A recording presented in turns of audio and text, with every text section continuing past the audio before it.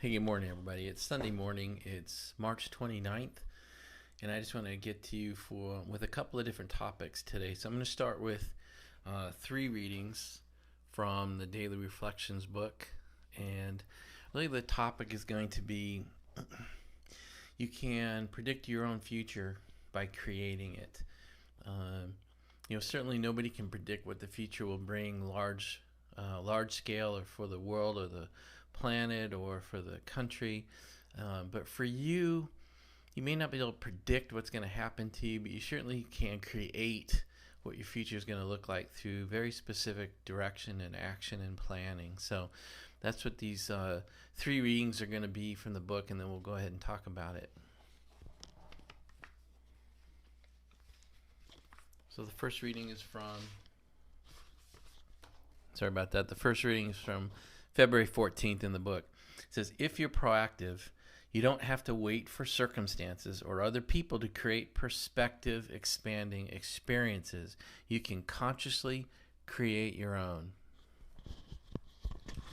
Okay, so the second reading comes to us from Stephen's writing from February 19th.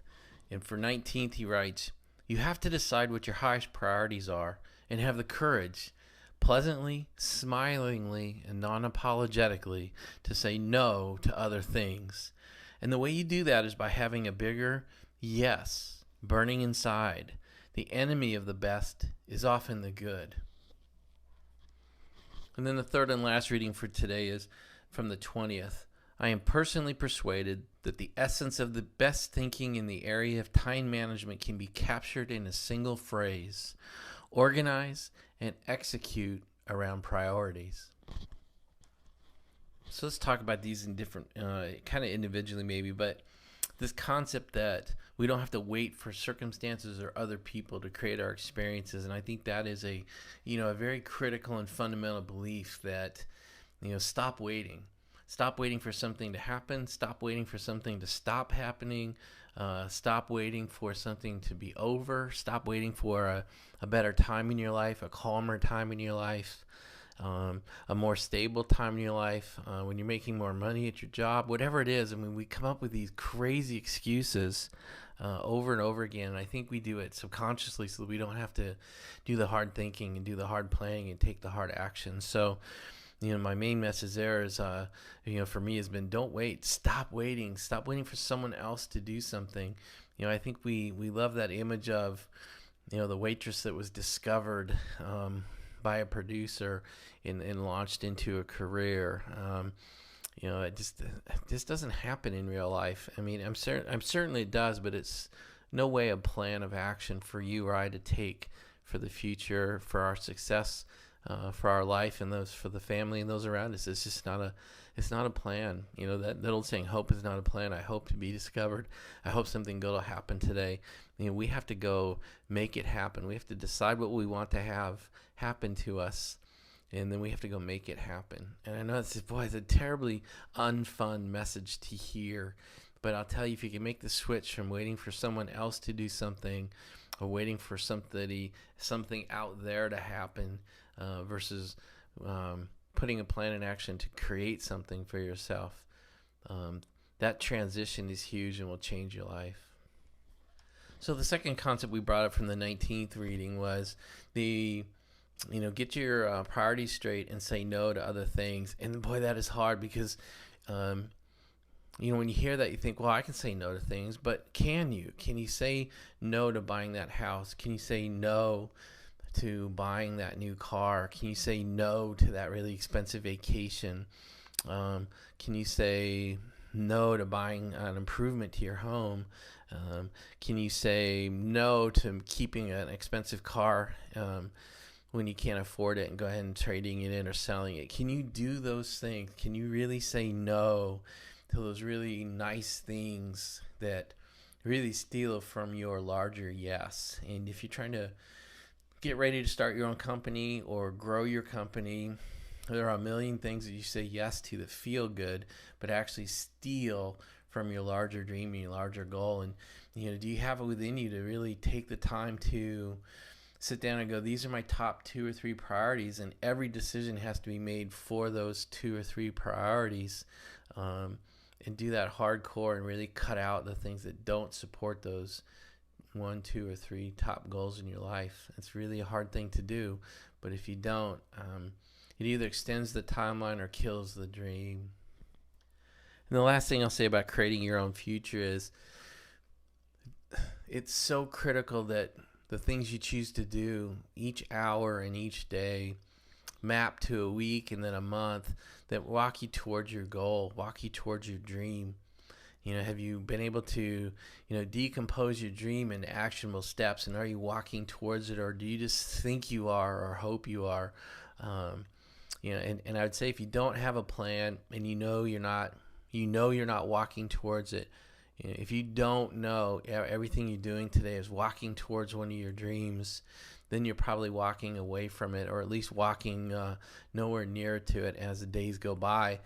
And that can really turn into frustration, because 2 or 3 days doesn't matter, but 2 or 3 years starts to erode your belief in your ability to attain that dream. So, do it today. We're in a slower time right now. The economy is slowing down. Many of us are at stay-at-home orders, or we're in self-quarantine, so you have lots of time to do some of the self-introspection. What are your dreams?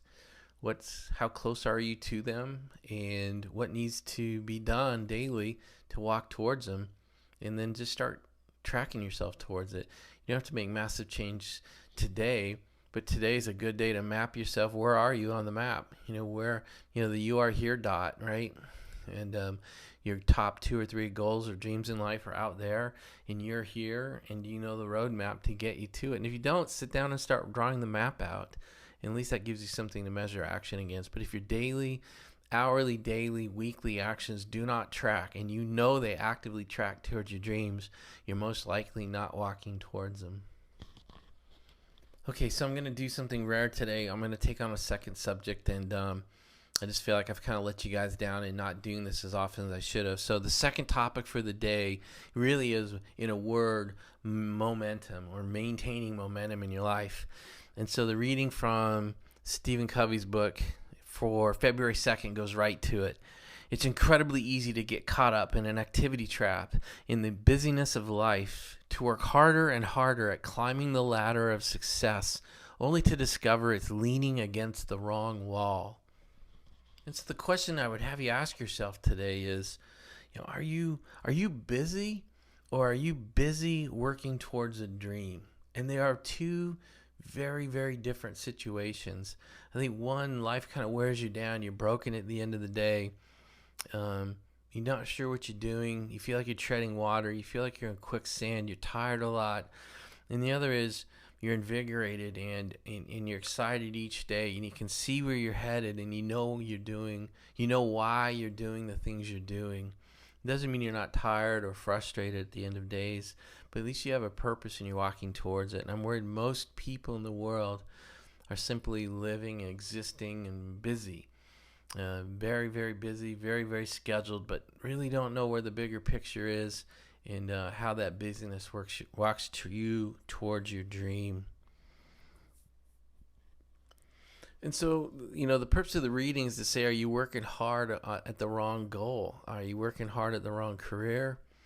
Have you made some bad decisions and you're just sticking with them?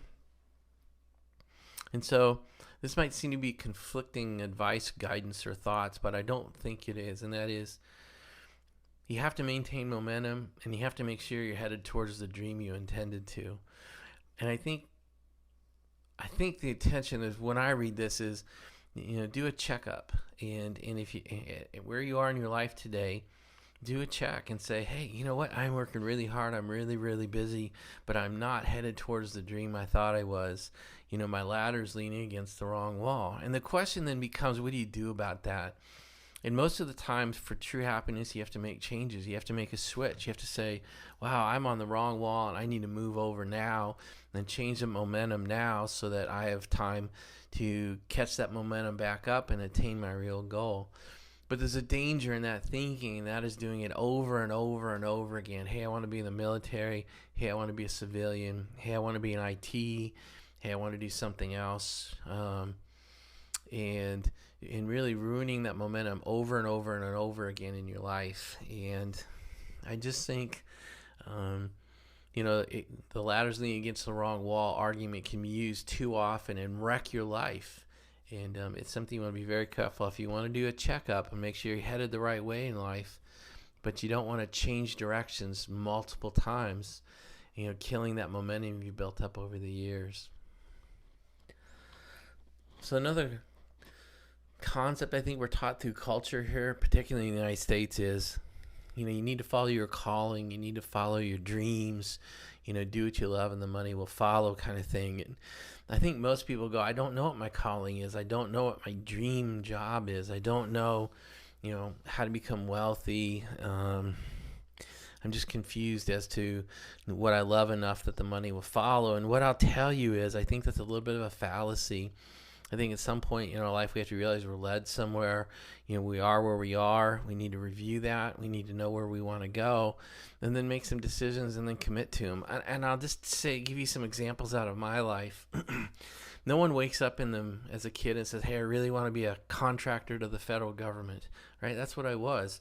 That's what my whole company was. And, I never woke up to be, as a dream of mine to be a contractor to the federal government, but I ended up loving it. And what I'll tell you is that, once you find out a success path in front of you that's working, and the more you commit to it, and the more you persevere, and the more issues you'll slog through, and the more difficulties you break through, and the more problems you solve, it becomes, I think that alone becomes more and more of a calling and an emotional feel good that you're headed the right way. And so maybe it's not always about what you love or where you're called, but maybe instead it's what you choose to make work. And that choice and the dedication to that choice and that commitment to that choice become the calling itself. So I just want to put that out there, that this concept of finding myself and switching over and over and over again, trying to find what I actually love, is a fallacy, and I think it eventually ruins progress towards life's dreams and life's goals, and eventually gets people so dismayed that they feel like life's against them and they can't make anything work, and they'll never be a success anywhere. And I think that's the opposite. You just need to make a choice, commit to it, and become doggedly determined to be successful in that choice. And eventually the world gets behind you, the universe gets behind you, and you start to see real momentum. All right, so we'll just close this out, and it's a little bit longer than normal, but it's Sunday morning and hopefully a much slower time for you, and so you have some time for a longer video and to do some real thinking and real analysis of yourself and your life and your choices. And I hope this helps you. You've got a couple of things to do now. One is start putting together the plan for your future and really start creating your future rather than trying to predict it or wait. And the other is to make sure you're climbing the right ladder, and if not, make that change, but don't make it too often. That's it. Please ask questions, give me your thoughts, and we'll see you on the next video. Bye, everybody.